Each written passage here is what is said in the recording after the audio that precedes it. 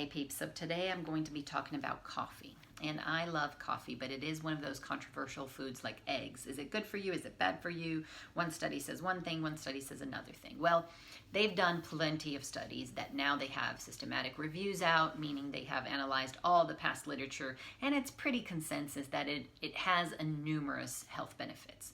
So it increases your energy, it helps with sports performance, it lowers blood pressure, it also lowers blood sugar, and this is all black coffee, not sugar, creamers, milk, and all that junk that people put in.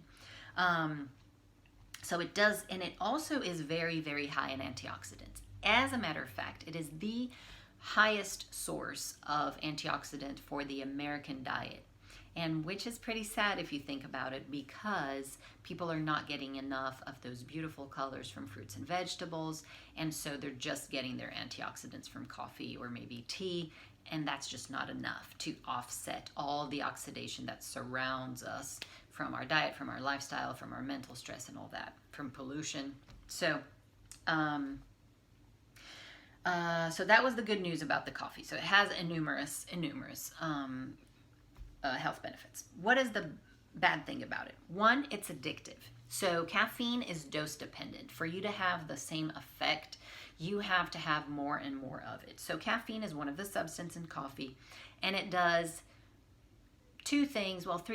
One, it blocks the adenosine receptors, the adenosine. So adenosine is a hormone in your brain that makes you sleepy. So when that is blocked by caffeine, it makes you awake. And that is actually what makes you feel awake in the morning when you take that. It's the other effect of caffeine is that it increases the production of cortisol, which is a stress hormone made by a gland that sits on top of your kidneys that is called adrenal gland.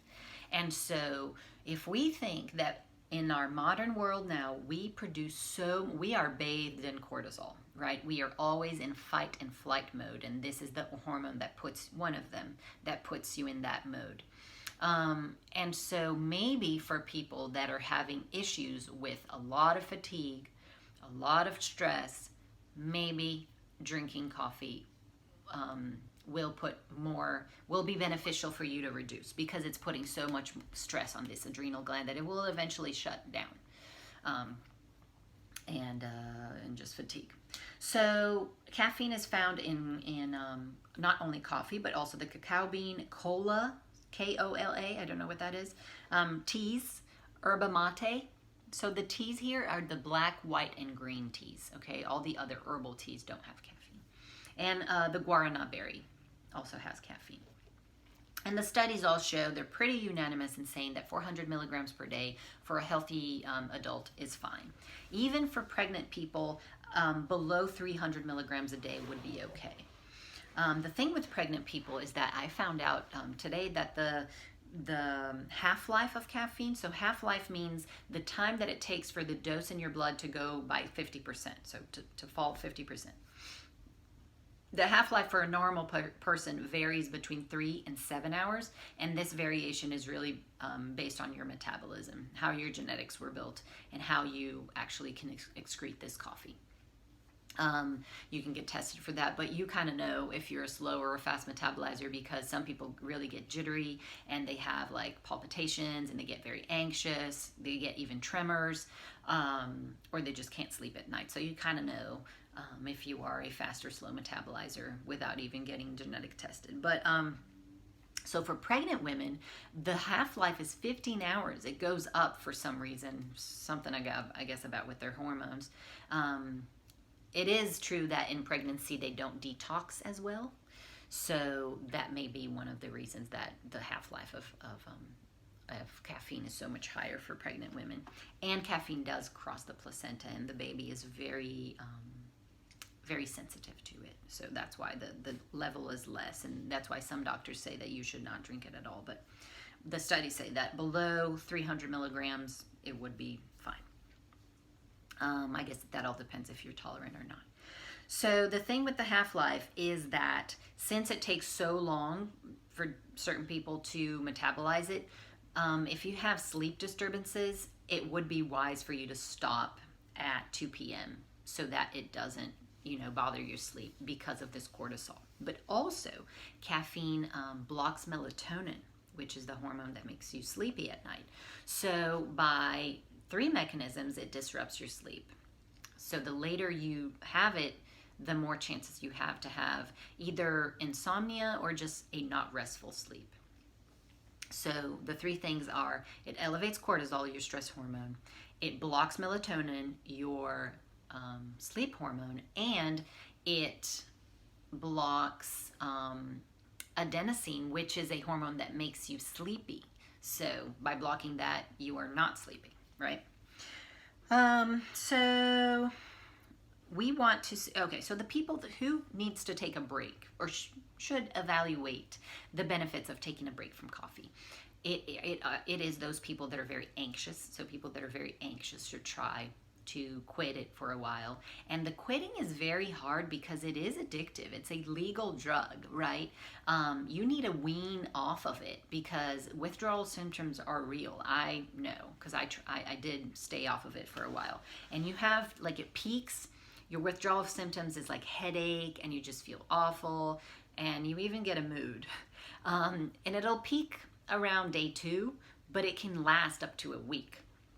And so you want to just reduce and then maybe change the caffeine source. So as you can see in my post, coffee is the one that has the most. So if you drink green tea, for example, and then go down to like a white tea and, just like change your caffeine source, because then you would be getting a little bit less. Also, this coffee right here, Four Sigmatic, has a line of coffees that are cut. It's coffee, but it's cut with mushroom. This one has lion's mane, which helps you concentrate, but there's another one with ashwagandha, which lowers your stress. And there's another one with cordyceps, some other kind of mushroom that is for immunity. So it's cool because since it's cut with mushroom powder, it's much less caffeine. So that is actually what I drink currently, because I did spend a bunch of time without any coffee. And while I was doing that, after I weaned myself, this is what kind of tricked my body into thinking that I was drinking. This has no caffeine, but because it's roasted dandelion, it has that dark color, and it has that rich flavor and kind of bitter, and it's so good for your liver. So this is what I tricked my body into thinking that it was drinking coffee. So these people that are having chronic fatigue and feeling very beat after, just all the time, very fatigued, maybe should stay off of caffeine for a little bit. 3 weeks would be the magic number for you to really clear it out and see the effects of not having caffeine in your body. This is after you wean yourself, and then you stay caffeine free for another 3 weeks. And then reintroduce it. If you feel fine, then you can go on your merry way. If not, maybe you reevaluate the need for you to have caffeine every single day. So that was that. Also, try not to put milk and sugar in your coffee, because it has the health benefits, but then you're putting something so inflammatory and something that disrupts your blood sugar. And so, no bueno. If you need that creaminess, you can try to whip in some ghee butter or some MCT oil. It really gives that mouthfeel of milk, and it doesn't alter the color though. If you need to see your coffee a little bit lighter, that's not going to do it for you. But it does give you that mouthfeel, and it's so much better in terms it's a good fat source for you. It'll give you more energy rather than inflaming you like sugar or giving you a crash because of sugar. So if you have coffee with sugar, you're having a double crash, because you'll crash when the caffeine wears out, and you'll crash because of your blood sugar being out of whack.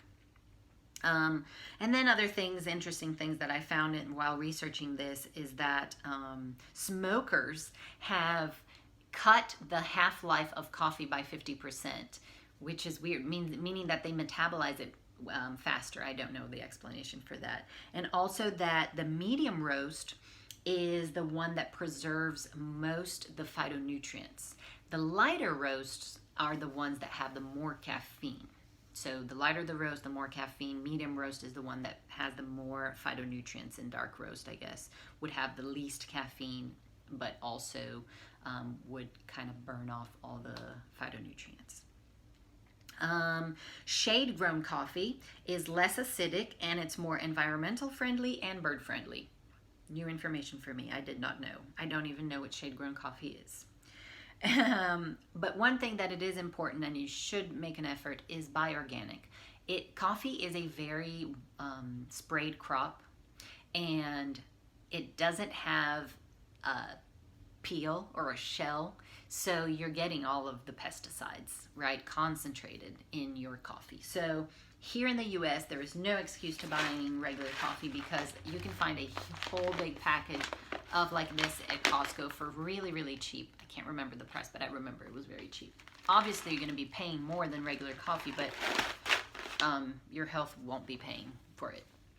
And I showed you this already, right? Four Sigmatic, the one with the mushroom. And last information, so try to buy organic whenever, and if you have a lot of coffee grinds and you have a garden, you throw your coffee grinds there and you add nitrogen to your soil and make it more fertile.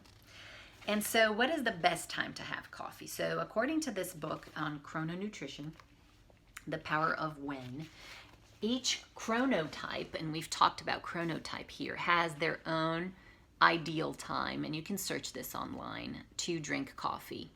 But in a nutshell, for everybody kinda, it's not ideal to take it upon waking. Why?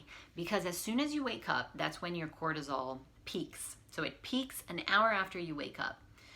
Well, if you're trying to get the benefit of that pick-me-up of raising cortisol, you don't want to take it while it is at its peak, right? You want to take it when it dips down. And when it starts dipping down, it's around 10 a.m.